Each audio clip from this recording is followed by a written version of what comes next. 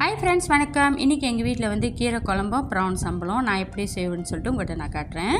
So இதுக்கு வந்து கலந்த பருப்பு எடுத்திருக்கேன். சுத்தமாக கழுவிட்டு இதில் ஊசி மிளகா உரப்புக்கு தகுந்தாப்பில் சேர்த்துக்கிறேன். அதுக்கு அங்கிட்டு கார்லிக் சேர்த்துருக்கேன், ஒரு பொட்டிட்டோ சின்னது சேர்த்துருக்கேன். அதுக்கு அங்கிட்டு வந்து ஒரு சின்ன கத்திரிக்காய் சேர்த்துருக்கேன். இதில் புடலங்காய் இருந்தால் கூட நம்ம சேர்த்துக்கலாம். அப்புறம் வந்து ஜிஞ்சர் சேர்த்துருக்கேன். அதுக்கு அங்கிட்டு சிரிஞ்சிருக்கோம் சேர்த்துருக்கேன், ஒரு டீஸ்பூன் சேர்த்துட்டு ப்ரெஷர் குக்கரில் 4 விசில் விட்டு வேவிச்சு எடுத்து ஓரமாக வச்சுக்கிறேன்.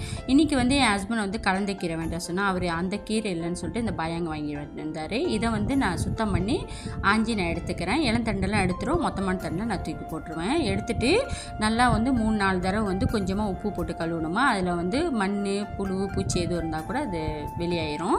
சுத்தமாக கழுவி எடுத்து வச்சுக்கலாம். இதுக்கு அங்கிட்டு வந்து நான் வந்து வேக வச்சிருந்தாலும் ப்ரெஷர் குக்கரில் பருப்பு அது நல்லா வெந்துருச்சு. அதை வந்து நான் ஒரு பானையில் நான் ட்ரான்ஸ்ஃபர் பண்ணிக்கிட்டு அதில் கொஞ்சமாக மஞ்சள் தூள் சேர்த்துக்கிட்டு கொஞ்சம் லைட்டாக கொதி வந்தோடனே அதுக்கு அங்கிட்டு நான் ஆஞ்சி வச்ச கீரையை வந்து அடுப்பு ஆஃப் பண்ணிவிட்டு நான் சேர்த்துக்குவேன். அப்போ தான் அந்த கீரை கலர் வந்து அதே க்ரீன் கலரில் இருக்கும். இப்போ அடுப்பு ஆஃப் பண்ணிக்குவேன்.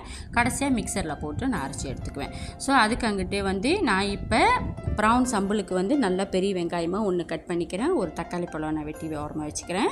அதுக்கு அங்கிட்டு எந்த பேனில் செய்ய போகிறோமோ அந்த பேனை எடுத்து வச்சுட்டு கொஞ்சமாக எண்ணெய் ஊற்றிட்டு அதில் வந்து கடுகு போட்டுக்கிறேன்.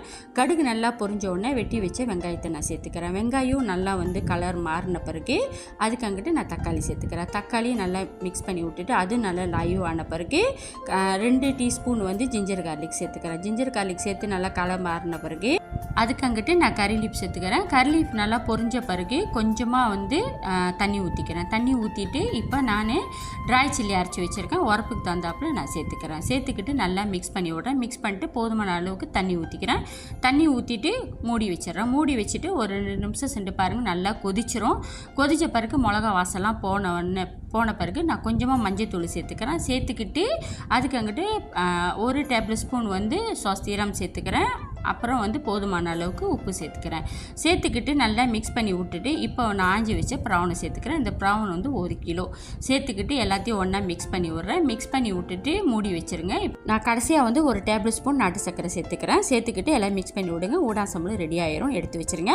அதுக்கு அங்கிட்டு ஒரு பேனில் வந்து கொஞ்சமாக நல்லெண்ணெய் ஊற்றிட்டு கடுகு, வெள்ளை உளுந்து போட்டுங்க. நல்லா பொரிஞ்ச பிறகு பட்டை மிளகாலாம் பொரிஞ்ச பிறகு நம்ம அரைச்சி வச்ச கீரை குழம்பு சேர்த்துக்குவோம். சேர்த்துக்கிட்டு அதில் போதுமான அளவுக்கு புளி, உப்பு சேர்த்துக்குங்க.